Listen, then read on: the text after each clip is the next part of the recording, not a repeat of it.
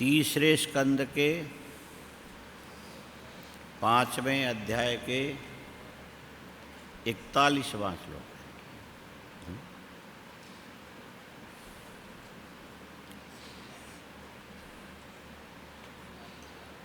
हाँ, यत् श्रद्धया श्रुतवत्या च भक्त्या संवृज्यमाने हृदये वधाय ज्ञानेन वैराग्यबलेन धीरा व्रजेम तेङ्घ्रिसरो तत्तेङ्घ्रिसरोजपीठम्।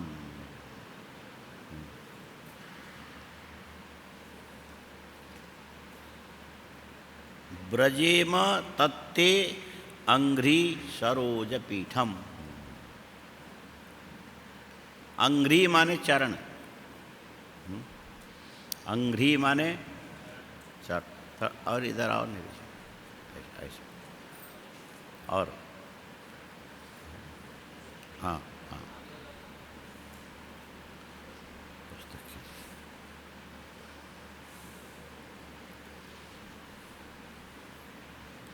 ते तव अंघ्रि चरणम चरणमेव सरोजम इति अंघ्रि सरोज तस्य पीठम।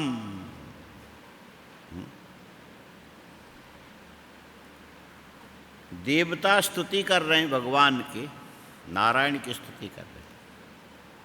हे नारायण, हम चाहते हैं आपके चरण कमल रखने के पाद पीठिका के नज़दीक में पहुँचे। आपके चरण रखने के, भगवान सिंहासन में बैठे होते हैं तो थोड़ा ऊंचा है सिंहासन, तो पैर लटकता है, तो लटकते पैर को सहारा देने के लिए नीचे पाद पीठ है, उसको बोलते हैं पाद पीठ। हाँ, वो देखो माता जी के श्रीयंत्र के ऊपर जो पीठ बना हुआ, चौकी बनी है, पीठ माने चौकी। सिंहासन तो ऊंची है, जमीन तक पैर लटकेगा तो छुएगा नहीं, तो लटकते पैर थोड़ा थक भी जाता है, तो उसको सहारा देने के लिए जो पीठिका चौकी, उसको बोलते हैं अंघ्रि सरोज पीठम। अंघ्रि माने पैर, पैर भी कमल के समान है, इसीलिए अंघ्रि सरोज। उसको रखने के लिए जो पीठ चौकी,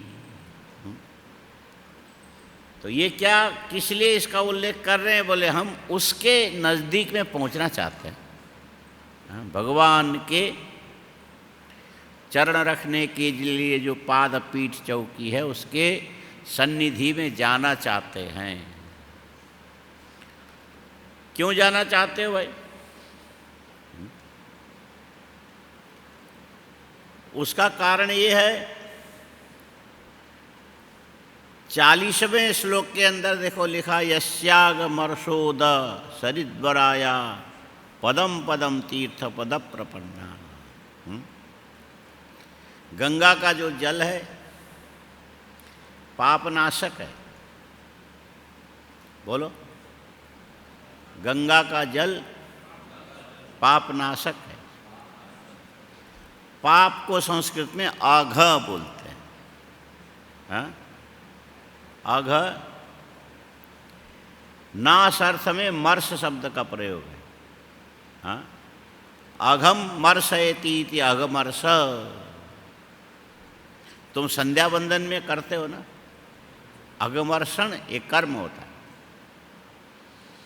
हाथ में जल लेकर के जल में भगवान के सृष्टि के आदिकाल के दृश्य सत्य स्वरूप का ध्यान करके एक मंत्र बोलते हो। क्या बोलते हो? सृष्टि में दृश्य सत्य, दृश्य और सत्य। भगवान के सृष्टि में अव्यक्त प्रकृति अदृश्य, अव्यक्त प्रकृति क्या है? अदृश्य। अव्यक्त शब्द से स्पष्ट है कि ये प्रकृति दिखने वाली नहीं होती है, अव्यक्त है। होती जरूर है लेकिन दिखती नहीं है। और अहंकार भी हर व्यक्ति अंदर से अनुभव करता है, लेकिन ये बोलता है कि मैं घमंड नहीं कर रहा हूँ, अहंकार नहीं कर रहा हूँ, लेकिन बात यही है। वहाँ भी नहीं दिखा। और अहंकार के 3 अंश हो गए, सत्व, रज और तम। रजोगुण भी यही कहता है कि लोग हमको कहते हैं कि ये बड़ा रजोगुणी है, प्रपंची है, दुनिया भर का खटपट करता रहता है, लेकिन बात ऐसी है नहीं, मैं अंदर से बड़ा शांत हूँ। इसका मतलब यह है कि राजस अहम भी मोटा मोटी अपने लिए अदृश्य जैसा ही हो गया, अपने लिए। दूसरे को पता लगता है ये घमंडी है, प्रपंची है, व्यर्थ की बातों में उलझा रहता है। तामस अहंकार में भी यही होता है, मैं क्रोध नहीं कर रहा हूँ, सच बोल रहा हूँ। क्रोध जो आता है तामस अहंकार से ही आता है, लेकिन वो आदमी सामने से बोलता है कि मैं क्रोध नहीं कर रहा हूँ, सच बोल रहा हूँ। जब शिशुपाल ने भगवान श्री कृष्ण का विरोध करना शुरू किया, सारे राजाओं के सामने कहा कि मैं क्रोध से नहीं बोलता हूँ, ईर्ष्या से नहीं बोलता हूँ, घमंड से नहीं बोलता हूँ। फिर क्यों बोलते हो? चुप रहो। बोले मैं सत्य बोलता हूँ। सवाल है कि तुम्हारे बोलने से सत्य जिंदा रहता, नहीं तो नहीं मर जाता क्या? वो सत्य भी मत बोलो, किसने कहा बोलने के लिए? तो कहता नहीं, मैं बोले बिना रहूँगा नहीं, क्योंकि यहाँ पर बड़ा अन्याय हो रहा है। अन्याय का समर्थन करना भी बड़ा अन्याय है, हम अन्याय करेंगे नहीं, क्योंकि इस ग्वाले की तुम अग्र पूजा कर रहे हो, ये हम सहन नहीं कर सकते। मैं सत्य बोलता हूँ, ये अग्र पूजा के योग्य किसी हालत में नहीं है। तो रजोगुण तमोगुण के द्वारा उत्पन्न होने वाले क्रोध से, ईर्ष्या से, घृणा से परिपूर्ण हृदय वाला होने के बाद भी अपने अंदर के तमोगुण के परिणाम को जान करके भी शिशुपाल ने मना कर दिया, हम नहीं जानते, हम बिल्कुल सत्य बोल रहे हैं। इससे क्या सिद्ध होता है? ज्ञात होकर के भी अहंकार के अंदर के तामस अंश, अहंकार के अंदर के राजस अंश, अहंकार के अंदर के सात्विक जो अंश है, ज्ञात होकर के भी अज्ञात है। बोलो, ज्ञात होकर के भी अज्ञात है। फिर से बोलो तो। बहुत सारी चीजें जिसको तुम जानते हो उसके बाद भी नहीं जानते हो। कई सारी चीज़ें ऐसी है जिसको तुम जानते हो उसके बाद भी नहीं जानते हो। तुम अपने शरीर को जानते हो कि नहीं? हाँ, चुप हो गए, गलती कर रहे हो। ऐसा कोई पूछे तुम अपने शरीर को जानते हो कि नहीं जानते हो, तत्काल बोलना जानता हूँ। देर करोगे फिर हम लोग बांस के अर्थी ले आएंगे। जब अपने शरीर को कोई नहीं जानता तो मर गया ना वो, फिर तो ले जाना पड़ेगा, रखा थोड़ी जाएगा। कोई मर जाए, जब तक उसको घर से न निकाला जाए, पूरे घर को धोया न जाए, तब तक उस घर में खाना नहीं बनता है। बोलो, तुम अपने शरीर को जानते हो कि नहीं जानते हो? हाँ, अब नहीं तो फिर राम नाम सत्य हो जाएगा। पूरी तरह से जानते हो कि थोड़े बहुत जानते हो? पूरी तरह से जानते हो। ये जो तुम्हारे शरीर में छोटे मस्तिष्क से लेकर के जहाँ तुम आसन लगा करके नीचे जमीन में बैठे हो, वहाँ तक रीढ़ की हड्डियों की ऐसी ऐसी श्रृंखलाएं हैं। हाँ, वो श्रृंखलाएं लचीला बनाने के लिए भगवान ने एक दूसरे से ऐसे करके जोड़ा है ना, इस ढंग से। और उसके मध्य में से ईड़ा, पिंगला, सुषुम्ना, सरस्वती, हस्तिजिह्वा, गांधारी, ऐसे करके नाड़ियाँ चलती है। बहुत सारे नाड़ियाँ। मुख्य कौन है? सुषुम्ना है। और उसके सहायक नाड़ियाँ कौन है? ईड़ा और पिंगला, जो नासिका तक आकर के प्राण शक्ति को वहन करने का काम करती है। और कुछ नाड़ियाँ गांधारी, हस्तिजिह्वा कहा जाता है, आँखों में आकर के आँख के गोलक को घुमाती है और दृश्य को स्पष्ट दिखाती है। और कुछ ऐसी नाड़ियाँ हैं कान में आकर के शब्द को ग्रहण करने में मदद करती है। इस प्रकार के नाड़ियों का पूरा गुच्छा चलता है रीढ़ की हड्डी के मध्य के अंदर से। मध्य में सुषुम्ना और बाकी दूसरे, ठीक है। और इन नाड़ियों की रक्षा के लिए रीढ़ की हड्डी के मध्य में एक रसायन बनता है खाए हुए अन्न के द्वारा। वो रसायन बड़ा स्वच्छ रसायन है। कैसा है? स्वच्छ माने पारदर्शी उसको बोलते हैं। जैसे शीशा सामने रखने पर उस पार की चीज़ें दिखाई देता है, ये प्रतिबंधक नहीं होता है। ऐसे पारदर्शी, स्वच्छ, और साथ में उसमें जीवन रक्षक 1, 2, 3 नहीं, अनंत घटक छिपे हुए रहते उस रसायन के अंदर। हाँ, उस रसायन में ऐसे घटक छिपे रहते हैं। और आजकल ये जो मेडिकल साइंस वाले भी उसी रसायन को लेकर के पता नहीं क्या क्या रिसर्च करते हैं। वो बहुत लंबा चौड़ा विषय है, साधारण नहीं है। और उसके द्वारा छोटे बच्चे जब पैदा होते हैं उसी समय उसके शरीर के अंदर के जो क्या बोन मेरो बोलते हैं क्या, हाँ?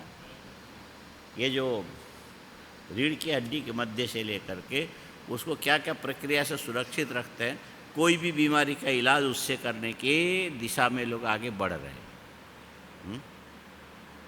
इतनी चीज़ें रीढ़ के हड्डी के मध्य के अंदर चलने वाली जो सुषुम्ना नाड़ी के मार्ग में एक रसायन विशेष चलता है, उसका कुछ मेडिकल के भाषा में फ्लूइड या ऐसे कुछ ऐसे उसमें नाम है उन्होंने दिया है। हाँ, फ्लूइड, वो इस ढंग का उसका नाम है। उसमें सारे जीवन के सहायक तत्व और जीवन विरोधी तत्व को अपाकृत करने के सामर्थ्य वाला तत्व विशेष होता है। और तुम पूरे शरीर को जानते हो लेकिन शरीर के इस विशेषता को जानते हो? हाँ, नहीं जानते। सब कुछ जान करके भी उतना अंश तुमसे अज्ञात हुआ का मतलब क्या है? तुम जान करके भी अपने ज्ञान को विश्लेषण नहीं कर सकते, इसीलिए अज्ञात हो। हाँ, जानते हो लेकिन एक दिन बताया था, पोता बाजार में जा रहा था, जल्दी जल्दी में निकला, दोस्तों के साथ जाना था इसलिए रुका नहीं और 1 पैसा भी लेके नहीं गया। बाजार में सामान खरीदना था और बेचारी दादी ने चुपचाप उसके जेब में 1000 रुपये रख दिए, उसको पता ही नहीं लगा। पूरा बाजार घूम करके आया, बहुत सारे सामान लेने के मन में इच्छा थी और उसके जेब में ही रुपया पड़ा था। लटकता रहा, बजता रहा, खसखस करता रहा, लेकिन हमने रखा, उसको याद नहीं था, इसीलिए पूरे बाजार से खाली हाथ लौट करके आया। नहीं जानता था ऐसा भी नहीं है, अपने शरीर में ही है और जेब में है तो पता तो है, होने पर भी जेब में रुपए रखे हैं, ये ज्ञान न होने से बाजार में ज़रूरत की चीज़ें खरीदने में वो असमर्थ हुआ। ठीक इसी प्रकार तुम अपने समग्र शरीर को जानते हो और शरीर के अंदर की अनंत विशेषताएं भी ये मेरा जीवन इसके रूप में तुम अनुभव करते हो, लेकिन उसके अलग अलग विश्लेषण करके इससे ये होता है, इससे ये होता है, इससे ये होता है, इतने तत्वों से ये बनते, इतने से ये बनते, इतने चीज़ों की कमी से ये चीज़ें कम हो जाती है। ये सब तुम जान करके भी नहीं जानते हो। जान करके माने सामान्य ज्ञान है, बोलो, लेकिन विशेष ज्ञान नहीं है। हाँ, विशेष ज्ञान नहीं है। ठीक इसी प्रकार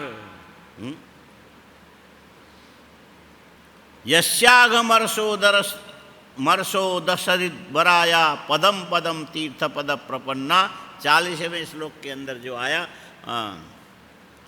भगवान के 41 में देखो, भगवान के चरण विन्यास करने के लिए जो पादपीठ है उसके सन्निधि में हम जाना चाहते हैं। किसने कहा? देवताओं ने कहा। ठीक है, जाना चाहते हो, इसके लिए क्या करते हो?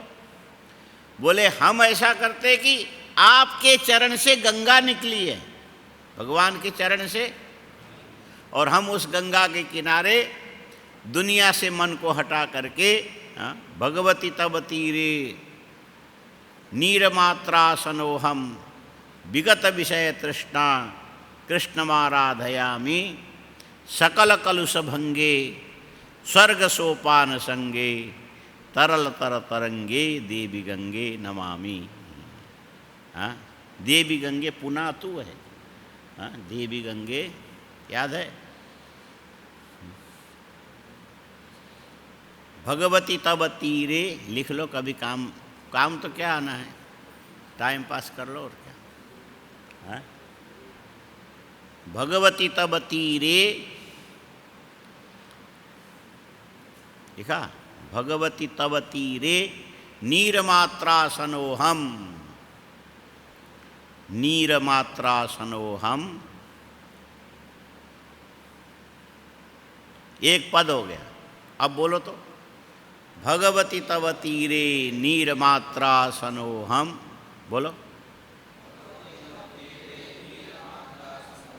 हाँ, दूसरा लिखो, विगत विषय तृष्णा कृष्णमाराधयामि,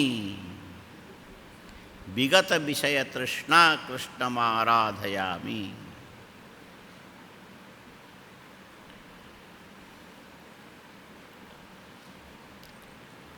विगत विषय तृष्णा कृष्णमाराधयामि, देखा? आप बोल सकते हो, विगत विषय तृष्णा कृष्णमाराधयामि। दोनों बोलो, भगवती तव तीरे नीरमात्रासनोहम विगत विषय तृष्णा कृष्णमाराधयामि।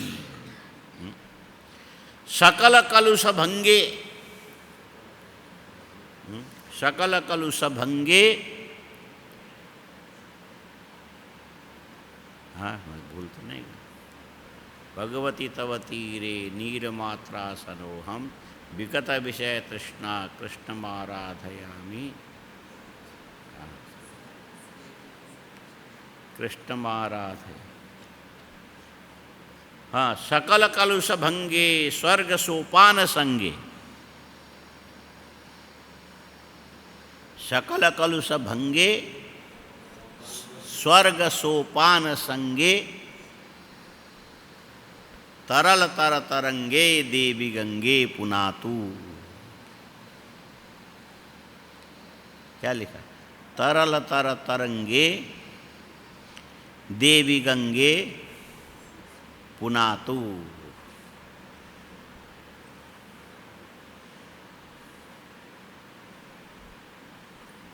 ठीक है,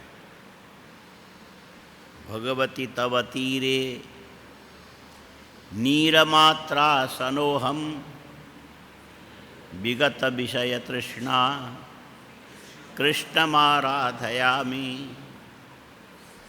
सकल कलुष भंगे स्वर्ग सोपान संगे तरल तर तरंगे देवी गंगे पुनातु। ये याद कर लो तो कभी गंगा किनारे जाके बोलना, गंगा किनारे जाके श्लोक बोलना।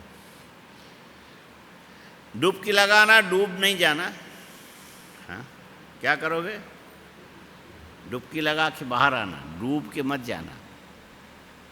डूब गए तो काम के नहीं।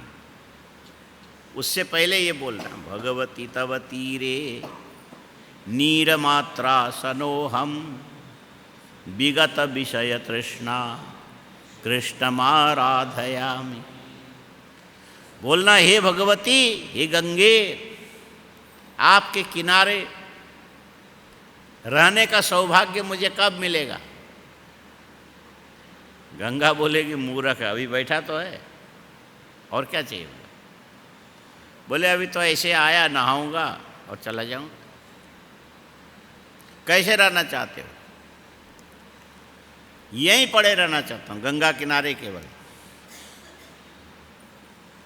तो गंगा जी ने कहा, यहां खाने को क्या खाएगा? हाँ, खाने को क्या खाएगा? मछली भी पकड़ में नहीं आने वाली है जल्दी, भूखा मरेगा। तो कहता है कि नीर मात्रा सनोहम, मेरी इच्छा ऐसी है, केवल आपके अंदर बहने वाले जो जल है, केवल गंगा जल पी करके आपके किनारे भगवान की मैं आराधना करूं। नीर मात्रा सनोहम, खाली पानी पी करके आपके किनारे का सेवन करूं। अच्छा, इतने मन में क्या सोचना चाहते हो? विगत विषय तृष्णा कृष्णमाराधयामि। अब बोलो तो, भगवती तव तीरे नीरमात्रा सनोहम विगत विषय तृष्णा कृष्णमाराध। बोले, गंगा किनारे तुम क्यों रहना चाहते हो? तो बोलता है कि मैं भगवान श्री कृष्ण की आराधना करना चाहता हूँ।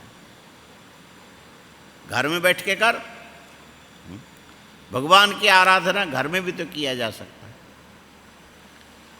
तो घर में करने से विषय वितृष्णा, ये भगवान की उपासना में बाधक होती है। घर में क्या करती? विषय वितृष्णा। कैसे? घर होगा तो या तो छोटा होगा या तो बड़ा होगा। घर होगा या किसी का घर छोटा या किसी का घर मध्यम, किसी का घर बड़ा। यदि बड़ा घर होगा तो उसमें व्यवस्था की चिंताएं सताने लगेगी। घर बड़ा होगा तो इस कोने में ये चीज़ है कि नहीं, इसमें ये है कि नहीं, वहाँ टूट फूट है कि नहीं, पानी गिरता कि नहीं, इसकी रक्षा हो रही कि नहीं, कहीं पर सांप बिच्छू तो नहीं आए हैं। बड़ा घर है तो उसमें गायें होंगे, यज्ञशाला होगा, ब्राह्मण होंगे, कुछ महात्मा होंगे, सबको भोजन वोजन मिल रहा है कि नहीं मिल रहा। और नहीं मिला तो सब यहाँ से भागते समय निंदा करते हुए जाने, और निंदा नहीं होनी चाहिए। इसीलिए ये घर होना चाहिए। घर कैसा होना चाहिए? भरा पूरा होना चाहिए, हर चीज़ के अंदर होनी चाहिए। और हर भरा पूरा जो चीज़ है हर दिन खाली होता है। हाँ बोलो, हर भरा पूरा चीज़ हर दिन खाली होता है। तुम लोग सुबह उठ करके क्या करते हो? स्नान करके नीचे आकर के चाय पीते होंगे, पीते हो? वो चाय में क्या होता है? दूध होगा, चीनी होगी, पानी होगा, चाय पत्ती का रंग होगा, है ना। पीने से थोड़ी सी सजगता आती है, हाँ? आलस हटता है, इसीलिए पीते हो। अच्छा, इसमें से चीनी अपना काम करेगी, चाय पत्ती अपना काम करेगी, दूध अपना काम करेगा, और इस ढंग से शरीर के अंदर थोड़ी देर के लिए ताकत देंगे। लेकिन कितने देर? ये सब होने के बाद भी 8 बजे तुम्हें नाश्ता करने की आवश्यकता पड़ती है। वो स्थान छोड़ चुका होता है, जगह खाली होती है। एक बार पेशाब करने गए अथवा कुछ ऐसा हुआ और वो सब खाली हो गया। फिर दोबारा नाश्ता करोगे, फिर उसके बाद 12 बजे भोजन करोगे, और इसी क्रम से फिर दिन में चाय पियोगे, उसके बाद रात को भोजन करोगे। यही तो क्रम चलता है।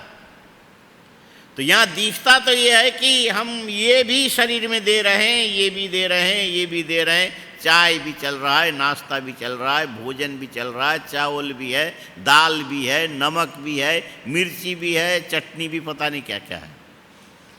कहाँ जा रहा है? शरीर में जा रहा है। हाँ? अच्छा, ये शरीर में एक बार भर दिए जाने के बाद कम से कम 1 महीना पड़ा रहता ना, तो तुम निश्चिंत होकर के भगवान का भजन करो। ये तो रोज रोज थोड़ी थोड़ी देर में करना पड़ता है। हाँ? अभी उसके बाद फिर उसके बाद फिर उसके बाद।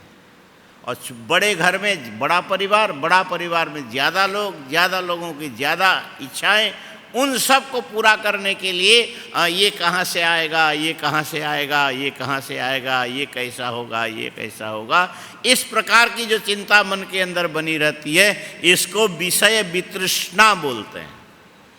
हाँ बोलो, इसको क्या बोलेंगे? और ये जो विषय वितृष्णा मन के अंदर यदि बनी रहेगी तो भगवान श्री कृष्ण की आराधना संभव नहीं है। भगवान श्री कृष्ण की आराधना करने के लिए विषय वितृष्णा का परित्याग करके कृष्ण प्राप्ति वितृष्णा तुम्हारे अंदर होना चाहिए। हाँ, क्या होना चाहिए? कृष्ण भगवत प्राप्ति वितृष्णा, भगवान को प्राप्त करने की प्यास तुम्हारे अंदर होनी चाहिए, तब जाकर के भगवान की उपासना सही होगी। और यदि विषय की तृष्णा को मन में लेकर के भगवान की आराधना करने के लिए चाहोगे तो यही बोलोगे, ये भगवान जल्दी भेज दे। उधर बिहार उत्तर प्रदेश में ऐसे बोलते हैं, हे भगवान। जब भूख लगती है तो भगवान को याद करते हैं, हे भगवान भेजो पकवान, नहीं तो सत्वई पिसान, कम से कम जिंदा तो रहे। ये विषय वितृष्णा की प्रक्रिया है। भगवान का नाम भी लोगे, भगवान के लिए नहीं लोगे, किसके लिए लोगे? हाँ, यदि भगवान हो सके तो बढ़िया मिष्टान्न भेजना, पकवान भेजना, न बने तो कम से कम चने के सत्तू भेजना, और न भी बने तो कम से कम आटा ही दे दो, रोटी बना के खा लेंगे। तो ये जो सांसारिक वस्तु की वितृष्णा बनी रहेगी तो भगवान की जो उपासना है ना, ये भी सच्ची उपासना नहीं बनेगी वस्तु के लिए। एक महात्मा जी सुनाया करते थे, एक लड़का था, खाऊ था, खाऊ माने ज़्यादा खाने वाला। उसको भोजन खूब पेट भर के चाहिए, अच्छा खाता था। एक ही बार में 4 रोटी, चावल, दाल, सब्जी खाने के बाद अंत में मिष्टान्न के द्वारा भोजन समापन करता था। हाँ? मधुरेण समापयत, ऐसे बंगाल में नियम है। मीठा से भोजन को पूरा करना चाहिए, कड़वी चीज़ से भोजन प्रारंभ करना चाहिए। इसीलिए नीम के पत्ती की सब्जी बना करके करेले को उबाल के पहले देते हैं, और बाद में फिर दूसरी सब्जी, तीसरी सब्जी, चौथी सब्जी, ऐसा करते करते अंत में मीठा ला करके शुरू करेंगे। हाँ, 5-6 प्रकार के मिठाई खिलाते हैं। जो बंगाल के आश्रमों में जहाँ जहाँ भंडारा होता है वहाँ खाने का बड़ा गजब होता है। बनारस में 2-3 आश्रम है ऐसे बंगाली, वहाँ पर आनंदमयी माँ के आश्रम में भंडारे होते हैं, और विजय कृष्ण मठ में होता था, रामकृष्ण मिशन में। तो वहाँ पर भंडारे में निमंत्रण आते थे और जाने के लिए साधु लोग लड़ाई करते थे, हम जाएंगे, हम जाएंगे। और पंचगंगा घाट में यदि भंडारे में जाना हो तो बोले आप किसी को भेज दो, हम नहीं जाएंगे। खुले घाट में बनाते हैं और लोहे की कढ़ाई में आलू बैगन और पालक की सब्जी बनाते हैं, और मोटी मोटी सी पूड़ी ला के पत्तल में पटक देते हैं, खाओ और जाओ। वहाँ कोई जाना पसंद नहीं करता। लेकिन रामकृष्ण मिशन का भंडारा हो, फिर देखो 4 प्रकार के तो पूड़ी बनाते हो। खाना बंगाली लोग जानते हैं, कितने प्रकार के तुमने तो देखा ही नहीं होगा कभी। हाँ, 4 प्रकार के पूड़ी बोले। उसके बाद भी वो लोग बोलते हैं हम तो आज इतने बना सके, लेकिन हमारे यहाँ 25 प्रकार की पूड़ियाँ बनती है। खस्ता पूड़ी अलग, दूसरी पूड़ी बल, ये इसको लेके तो बंगाल के वो कवि ने लिखा है। हाँ, क्या कौन सा एक कवि, हाँ, किसी को याद होगा? आपको याद है? बंगाल के कवि हुए सुकुमार राय करके, हाँ? अभी याद आ रहा है? सुकुमार राय, हाँ? उन्होंने लिखा है बोले, बाबा को देखी भेवे अनेक दूर, यही दुनियार शकल भालो नकल भालो। उसमें बहुत सारी चीज़ें ऐसे विचित्र विचित्र। टिकियो भालो टाकाओ भालो, सो जाओ भालो बाकाओ पने, सीधा भी ठीक है टेढ़ा भी ठीक है, सब अच्छा है। और कहते आगे, ठेलार गाड़ी ठेलते भालो, खस्ता लुची बेलते भालो। उसमें उनके उसमें खाने की चीज़ आ गई। खस्ता लुची समझ में आया? पूड़ी, हाँ, विशेष पूड़ी है। खस्ता माने जिसमें आटा के अंदर ज़्यादा घी और थोड़ा सा मैदा और कई चीज़ें मिला करके जो बनने के बाद बिल्कुल खस्ता हो जाए ना, खस्ता कचौड़ी नहीं होता है। और खस्ता लूची, पूड़ी को लूची बोलते हैं। माने ऐसे ऐसे पकवान बनाना बंगाली लोग जानते, दूसरे लोग नहीं जानते। हमारे सच्चिदानंद जी थे पहले, और आनंद अखाड़े के आचार्य भी थे, काफ़ी बड़ा शरीर था उनका। एक बार गाजीपुर हम लोग साथ में गए, तो वहाँ पर यति जी थे, बालकृष्ण यति जी। तो गाजीपुर में तो क्या खानापन ऐसे ही होता है। आलू को धो करके उबालने के बाद बचा हुआ जो पानी होता है ना, ऐसी तो वो चाय पिलाते थे काली। तो वो महात्मा नाराज हो गए, तो क्या चाय पिलाते? तो वो हंसने लगे, ये ठीक नहीं है, चीनी और डाल दो। क्या चीनी डालेगा? इतने नाराज हो गए, वो बोलने लगे, बकरी के पेशाब में ज़्यादा चीनी डालोगे तो बढ़िया चाय थोड़ी बनता है। क्या उपमा कितनी अच्छी थी। बकरी के पेशाब में, फिर से बोले, ज़्यादा चीनी डालने से कोई चाय अच्छी नहीं बनती। चाय को तो पहले से प्लान बनाना पड़ता है। पानी कितना होना चाहिए, कितनी मात्रा में दूध होना चाहिए, उबालना कितनी देर चाहिए, पत्ती कब डालना चाहिए, कितने देर ढकना चाहिए, और उसमें ये जो वायुनाशक तत्व तो क्या डालना चाहिए, तब जा कर के चाय। तुमने तो ऐसा लगता कि ये कोई चाय होता है। ओ यति जी को ऐसा डांटा उन्होंने। अपने मंडलेश्वर जी महाराज भी थे, कृष्णानंद जी महाराज, वो हंसने लगे। सच्चिदानंद जी आज रहोगे कल रहोगे, फिर बनारस चले जाना, वहाँ जाके अभी क्यों भी इस सभा में सबके सामने ऐसा बोलते? नहीं, हम इनको बताना चाहता है खाया कैसे जाता है। बनारस में आओ, हमारे आश्रम में आओ, कालिकानंद वेदांत आश्रम में आओ, हम खिला के बताएगा तुमको। हाँ, बड़े बिगड़े हो, माने खाने का तरीका उनको आता है, हाँ, तुमको नहीं आता है।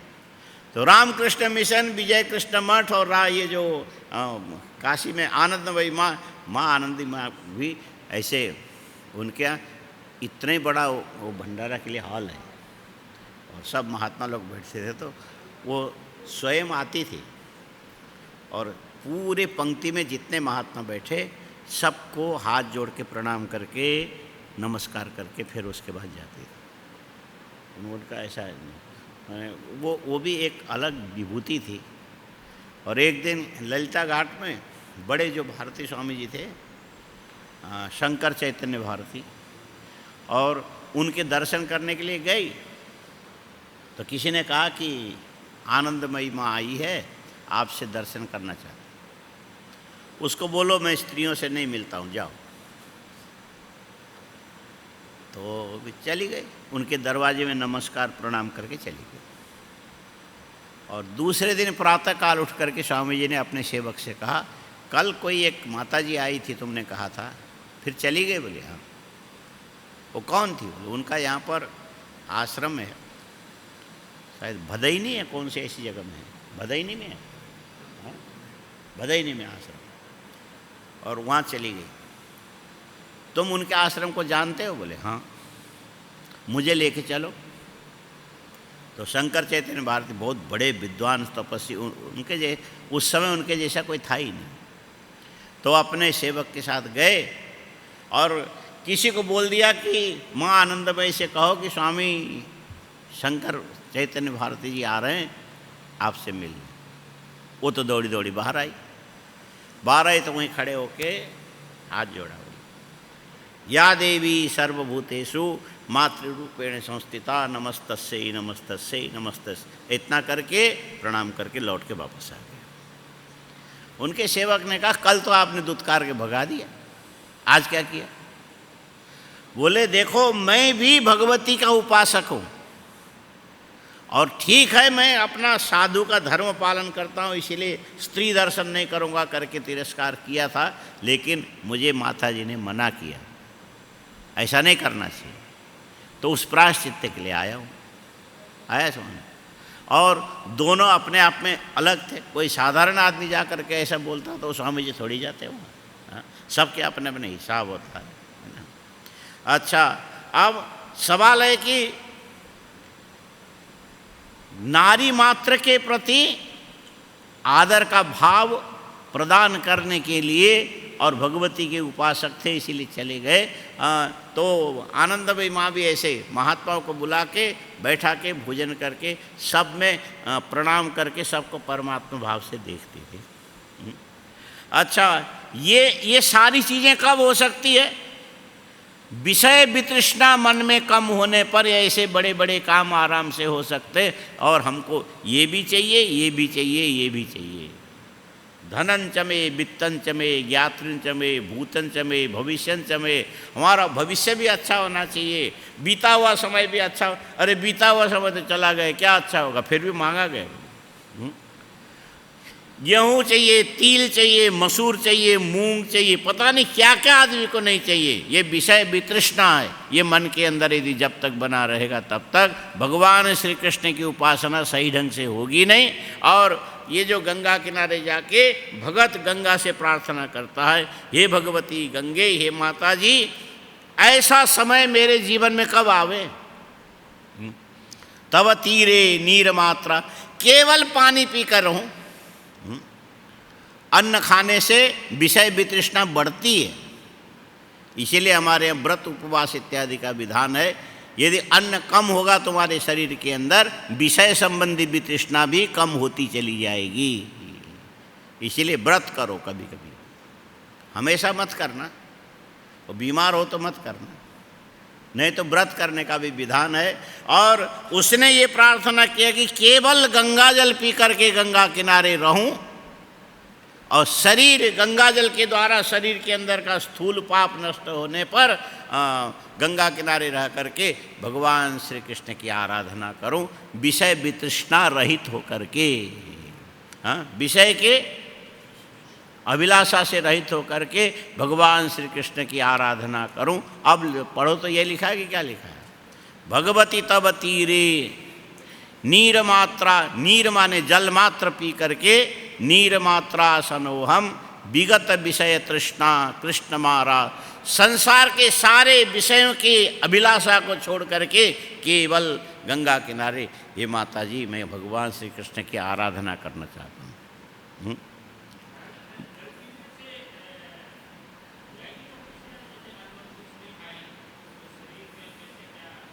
अभी शुरू मत करना, ये तो एक श्लोक है, ये आपको बता रहे। 19 दिन तक खाली जल पी करके आप रह सकते हो, और 19 दिन के बाद फिर शरीर छूट जाएगा, 20 दिन तक जाएगा, ज़्यादा से 40 दिन तक। विनोबा भावे ने 40 दिन तक रखा था शरीर, अन्न नहीं होने से अन्नमय शरीर 30-40 दिन से ज़्यादा चल नहीं सकता। लेकिन जैसे जैसे जैसे अन्न की मात्रा कम होती चली जाए, वैसे वैसे आपके चित्त में ये जो विषय वितृष्णा कम होता चला जाता है। अन्न के द्वारा ही विषय की वितृष्णा मन के अंदर बढ़ती है, और जल भी केवल गंगा जल पी करके यदि रहोगे, विषय वितृष्णा कम हो जाएगी। भले थोड़े ही दिन जिए, क्या फर्क पड़ता है, 18 और 19-20 दिन भी जिए, लेकिन केवल भगवान श्री कृष्ण की आराधना करते हुए जिए तो अच्छी बात है ना। विगत विषय तृष्णा कृष्ण माराधयामी सकल कल, बोले हे भगवती, हे गंगे, आपका स्वरूप ही ऐसा है। गंगा का नाम लेने से, गंगा के जल स्पर्श से, गंगा जल पीने से, गंगा में स्नान करने से संसार में जितने प्रकार के पाप हैं, ये सारे पाप नष्ट कर देती है गंगा। ये भगवान की कृपा स्वरूपिणी गंगा है, इसीलिए इसका नाम है सकल कलुष भंगे, स्वर्ग सोपान संगे। ये जो गंगा के अंदर जो तरंगे पानी चल के लहरें चलती है, ये क्या चीज़ है? ये लहरें नहीं है, ये पृथ्वी मनुष्य लोक से स्वर्ग लोक में जाने की सीढ़ियाँ हैं। हाँ, सोपान माने सीढ़ी। ये सीढ़ी कहाँ तक जाती है? स्वर्ग तक जाती है। जैसे नीचे से लिफ्ट के सामने सीढ़ी से एक एक करके चढ़ोगे तो कितना 16 या किसी ने गिनती नहीं किया होगा, नीचे से ऊपर आते हो कितनी सीढ़ियाँ हैं? हाँ? 16 या 18 कुछ ऐसे होंगे, साधारण 16 होते हैं। हाँ? 16 सीढ़ी के बाद आप हॉल में आओगे, यहाँ से 16, इसके ऊपर थोड़ा ज़्यादा है, 16 से 8 तो नहीं 16 का 24 सीढ़ी के बाद ऊपर वाले में पहुँचोगे, क्यों? इसकी ऊंचाई ज़्यादा है ना। हाँ? अच्छा, ये सीढ़ी कहाँ तक जाएगी? जब तक ऊपर की मंजिल तक नहीं पहुँचोगे तब तक ये सीढ़ी चलती रहेगी। और गंगा की तरंगें कैसी है? ये तरंगें कहाँ जाने की सीढ़ी है? बोले स्वर्ग तक पहुँचाने की सीढ़ी है ये। स्वर्ग सोपान संगे तरल तर तरंगे, लगातार तरंगायित होने वाली सीढ़ी, जिस स्वर्ग जाने की सीढ़ी के समान जिन गंगा के तरंग है, हे भगवती गंगे, सकल कलुष भंगे स्वर्ग सोपान संगे तरल तर तरंगे देवी गंगे। ऐसे हे माता जी, हे गंगा जी, आपके जल मात्र पी करके भले हमको 10 दिन ही जीवित जीने का अवसर मिले, लेकिन दुनिया के विषय की वितृष्णा का परित्याग करके केवल कृष्ण की आराधना करूं, ऐसा मेरे जीवन में अवसर कब आएगा? भले ना आवे, लेकिन सोचना चाहिए। इसका मतलब अभी उठ के जाओ ऐसा नहीं, मन के अंदर विचार ऐसा रखना चाहिए। हाँ? मन के अंदर रहो, सोने की लंका में। हाँ? रहो, रावण ने यही तो किया। कदा निलिम्प निर्झरी, हाँ, निकुंज कोठरे बसन शिवेति मंत्र उच्चरण कदा। बोले सोने की लंका में रहता था, पूरी दुनिया पर हल्ला मचाता था, सबके ऊपर विजय प्राप्त करता था और बोलता ये था कि हे शिव, ये मेरा जीवन असली नहीं है, नकली है। असली जीवन तो ये है गंगा के किनारे, पहाड़ के पर्वत की गुफा में, ये जो लताओं के द्वारा बिल्कुल छिपे हुई गुफा के अंदर, और आसन लगा करके स्थिर होकर के बैठ जाऊं। ऐसा स्थिरता से बैठूं कि अपने गोद में दोनों हाथ पर हाथ रख करके भगवान का ध्यान करके बैठूं। रात्रि के समय में ठंडे इलाके में उड़ने वाली पक्षियां गर्म जगह मान करके मेरे गोद में बैठे और मैं ध्यान करते करते करते करते मेरे आंखों से आंसू निकले भगवान के साक्षात्कार से। वो आंसू के बूंद पी करके पक्षियां आनंदित होवे। ऐसा मेरा जीवन कब आएगा? हाँ? तो ऐसे आकांक्षा रखनी चाहिए, भले लंका में रहो। रावण तो लंका में रहता था ना। मन की इच्छा कैसी रखनी चाहिए? और भगवान के मंदिर में जाकर के भी कहोगे कि सुख संपत्ति घर आवे, कष्ट मिटे तन का, ये सांसारिक विषय लेकर के जा रहे हैं। हाँ? मन में तृष्णा सांसारिक वस्तुओं की है, जा रहे हो भगवान के पास तो भगवान थोड़ा तुमसे दूर रहेंगे। और यदि संसार के विषय भी तृष्णा को छोड़ करके भगवान की आराधना करने की इच्छा मात्र भी रखोगे, ये इच्छा आज नहीं तो कल, कल नहीं तो परसों, कभी किसी न किसी जन्म में पूरी होगी। इच्छा ही प्रधान है, जैसा सोचोगे वैसा तुम्हारे सामने आएगा। लेकिन तुम्हारी इच्छाएं अनंत है, ये इच्छाएं अपना अपना फल प्रदान करती है, क्रमशः करती है।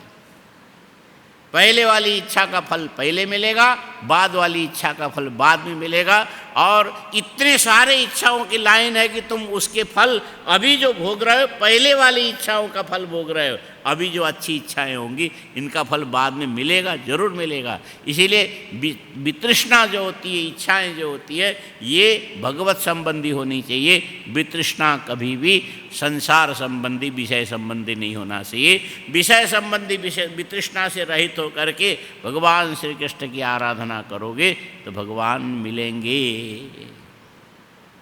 कितने दूर मिलेंगे? हाँ? भगवान इतने दूर मिलेंगे कि भगवान के चरण विन्यास करने के पीठिका के समीप में तुम पहुंचोगे। हाँ? कहाँ पहुंचोगे?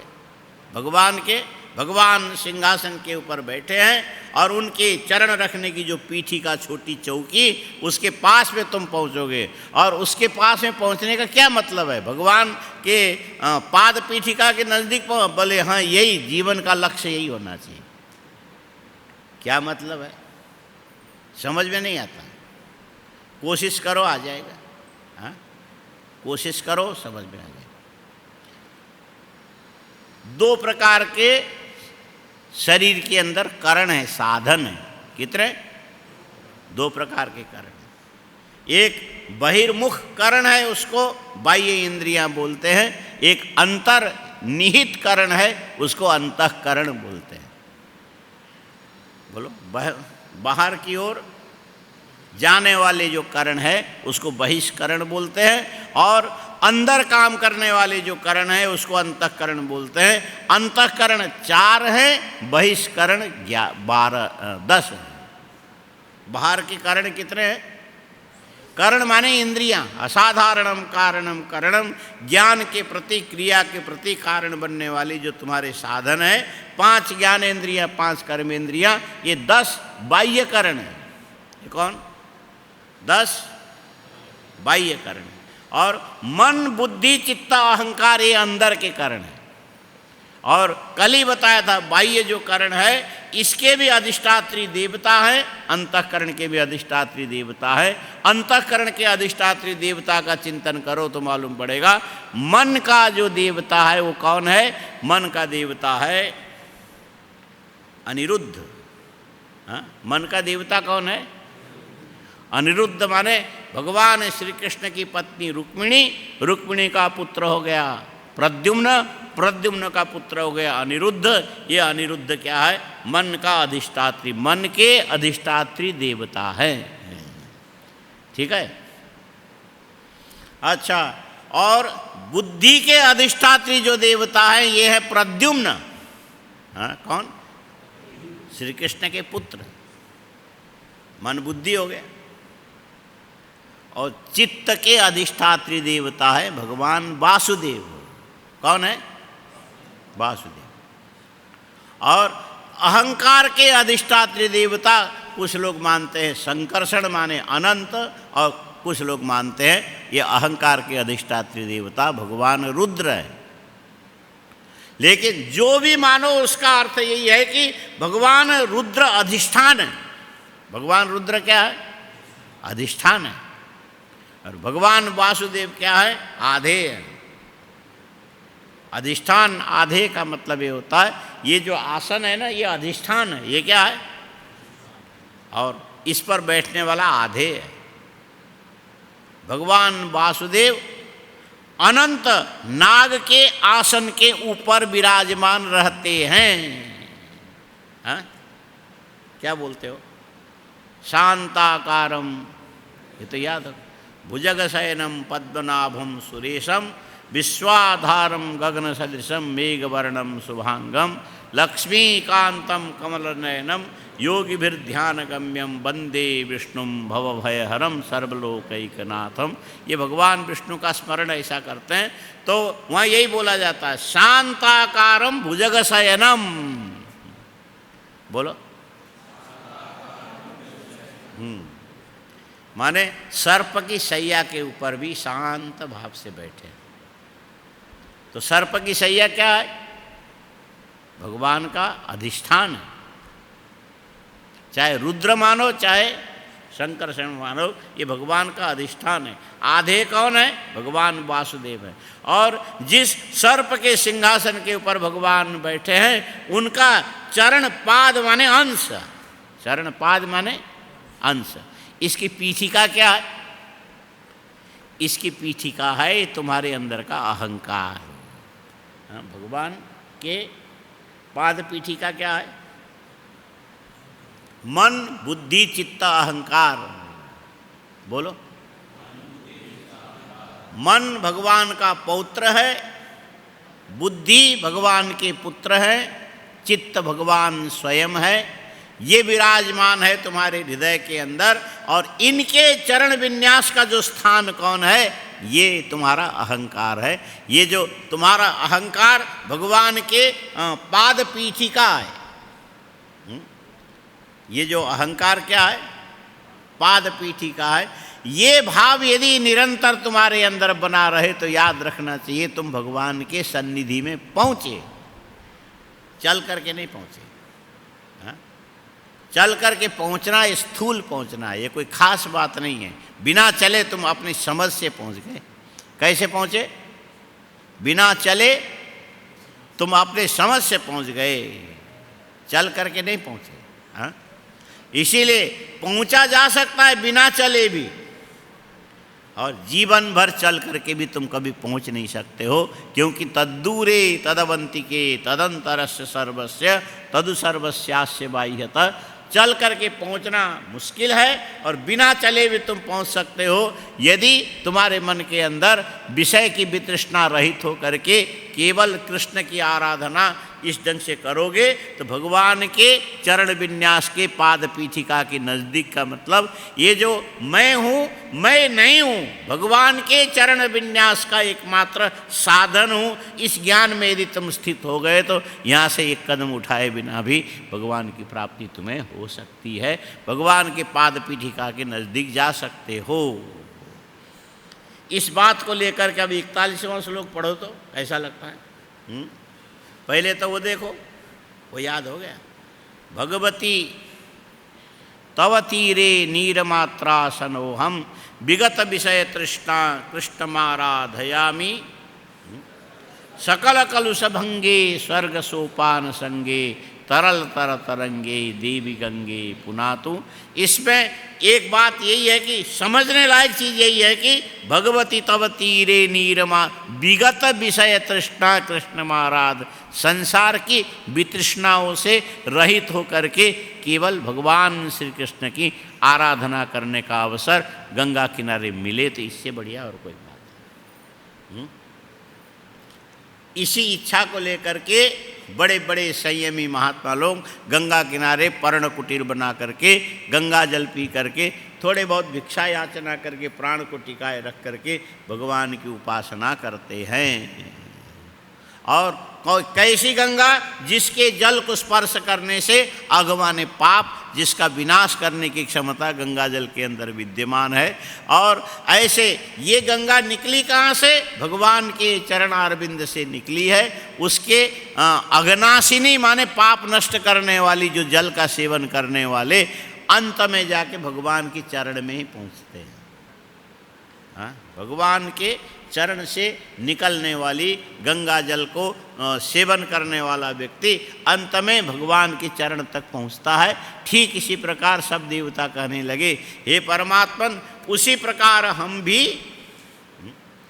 आपके चरण पाद पीठिका माने ये जो चित्त में भगवान वासुदेव है उनके पाद पीठ है हमारा अहंकार, उस अहंकार को आपके चरण विन्यास की पीठिका मान करके हम आपके उपस्थिति के साधन बन करके आपकी सान्निध्य को प्राप्त करें, ऐसी इच्छा रख करके हम आपकी उपासना करना चाहते हैं। देवताओं ने इच्छा व्यक्त किया।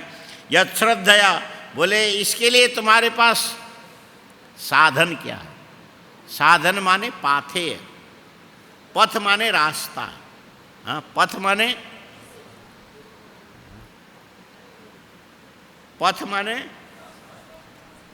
पाथेय माने रास्ते में उपयोग आने वाली चीज़ों को पाथेय बोलते हैं। ओढ़ने का साधन, खाने का साधन, सोने का साधन, उसको पाथेय बोलते हैं। बोले भगवान को प्राप्त करने के लिए तुम चल रहे हो, उसके लिए साधन क्या है? तो यहाँ बताया, यत् श्रद्धया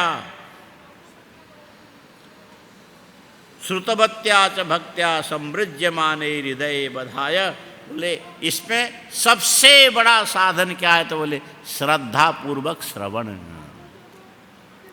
हाँ, यत् श्रद्धया, पढ़ो, श्रवणम एक साधन ही है। सत्शास्त्र का श्रवण करो, श्रद्धा पूर्वक करो। हाँ, यत् श्रद्धया श्रवणम श्रुतवत्या च, और श्रद्धापूर्वक यदि श्रवण करोगे तो तुम्हारे मन के अंदर परिणाम क्या निकलेगा? प्रेम लक्षणा भक्ति उत्पन्न होगी। गीता पढ़ो, भागवत पढ़ो और श्रद्धापूर्वक पढ़ो। श्रद्धापूर्वक पढ़ने से भगवान के प्रति प्रेम लक्षणा भक्ति उत्पन्न होगी। इसीलिए कहा यत् श्रद्धया श्रुतवत्या च भक्त्या समृज्यमाने। ये भक्ति यदि हृदय के अंदर प्रकट हो गई तो ये तुम्हारे हृदय में जो विषय वितृष्णा रूपी मल विद्यमान है, ये मल धुल जाता है। ये मल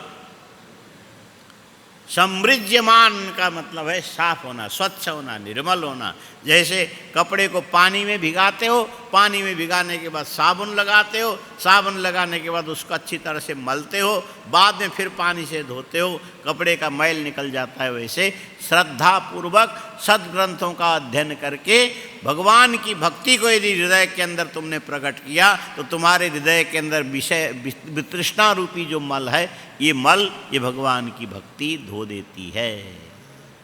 आप पढ़ो तो यत् श्रद्धया श्रुतवत्या च भक्त्या समृज्यमाने हृदय अवधाय। ऐसे स्वच्छ हृदय के अंदर ही भगवान की भक्ति, भगवान का ध्यान संभव है। अस्वच्छ मलिन हृदय के अंदर भगवान का ध्यान संभव नहीं है। शुद्ध हृदय से भगवान का ध्यान करके ज्ञानेन वैराग्य बलेन धीरा, जो भगवान को प्राप्त करते हैं ज्ञान से ही प्राप्त करते हैं। हाँ? भगवान को प्राप्त कर, भगवान के सामने जाके दंडवत प्रणाम करोगे तो भगवान हाथ पकड़ के उठाएंगे तो पहले तुम्हारा हाथ पकड़ के खींचेंगे, खींच के तुमको हृदय से लगाएंगे। तो हृदय में लगने से पहले भगवान ने कौन से साधन को पकड़ा? बोले हाथ को पकड़ा। ठीक इसी प्रकार भगवत प्राप्ति के लिए चलने वाला व्यक्ति उनमें पकड़ने के लिए हाथ क्या? तो बोले ज्ञानेन वैराग्य विजृंभणेन। हाथ साफ होना चाहिए, निर्मल होना चाहिए, शुद्ध होना चाहिए। तो साथ ज्ञान यदि हाथ है तो वैराग्य इसका बल है। और धैर्य क्या है? ये तुम्हारे साधना की अंतरात्मा है। इन सब चीज़ों के मिलने से ब्रजेम तत्तेंग्री सरोज पीठम, इतनी साधन के द्वारा हे भगवान, हे परमात्मा, हे नारायण, हम आपके चरणारविंद के पीठ तक पहुंचना चाहते हैं, लेकिन ये हमारे चाहने से होने वाला नहीं। जब तक आपकी कृपा नहीं होगी तब तक ये काम कभी बनेगा नहीं। अब पढ़ो तो क्या लिखा है? यत् श्रद्धया श्रुतवत्या च भक्त्या समृज्यमाने हृदय बधाय ज्ञानेन वैराग्य बलेन धीरा ब्रजेम ते तत्तेंग्री सरोज पीठम। ये भी शब्द सा कंठस्थ करो, उसके बाद अर्थतः चिंतन करो, फिर लय के साथ इसको बोलो। बोलते बोलते तुम्हारे मन के अंदर इसके अंदर छिपा हुआ अर्थ बुद्धि के अंदर स्फुरित होना चाहिए। हाँ, सही तरीके से बोलते बोलते इस श्लोक के अंदर विद्यमान जो श्लोकार्थ है तुम्हारे बुद्धि के अंदर स्फुरित होना चाहिए, प्रकट होना चाहिए। जैसे अरण्य मंथन में लकड़ी को लकड़ी से घर्षण करते करते चिंगारी निकल करके उसके अंदर से प्रज्वलित होने वाली अग्नि लकड़ी को नष्ट करके अंत में स्वयं भी सूर्य में जाके लीन होती है, वैसे श्लोक का अध्ययन करते करते होने वाला तुम्हारा विशिष्ट विज्ञान अंत में ले जाके श्लोकार्थ में तुम्हें समाहित कर सके। इस ढंग से श्रद्धा पूर्वक भक्ति उत्पन्न होवे, इसको लक्ष्य लेकर के पढ़ो। ये भी बात इस श्लोक में है ना, ऐसा भी माना जा सकता है। और भी है लेकिन 6 बज के ज़्यादा हो गया, अभी उधर हवन में जाना होगा, इसीलिए अभी तो उठ के वहाँ जाओ। बाकी बचा हुआ जो 42, 41 में जो कुछ विशेष करना होगा फिर कल करेंगे। ओम पूर्णमदः पूर्णमिदं पूर्णात् पूर्णमुदच्यते पूर्णस्य पूर्णमादाय पूर्णमेवावशिष्यते। ओम शांति शांति शांति। शंकरं शंकराचार्यं केशवं बादरायणं सूत्रभाष्यकृतौ वन्दे भगवन्तौ पुनः पुनः। ईश्वरो गुरुरात्मेति मूर्तिभेदविभागिने व्योमवद्व्याप्तदेहाय दक्षिणामूर्तये नमः। ओम शांति शांति शांति। ओम नमः पार्वती पतये। हर हर महादेव।